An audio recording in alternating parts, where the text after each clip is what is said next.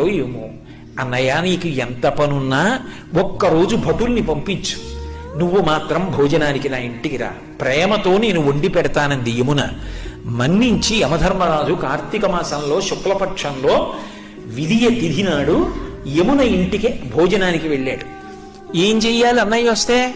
పరమ ప్రేమతో చిన్నప్పుడు అన్నయ్య ఏం తినేవాడో, ఏదంటే ఇష్టమో ఆ మాటలు చెప్తూ కబుర్లు చెప్తూ ఇంకొంచెం తిననయా ఇంకొంచెం తిననయా అంటూ అన్నయ్యకి ప్రేమగా వడ్డించింది.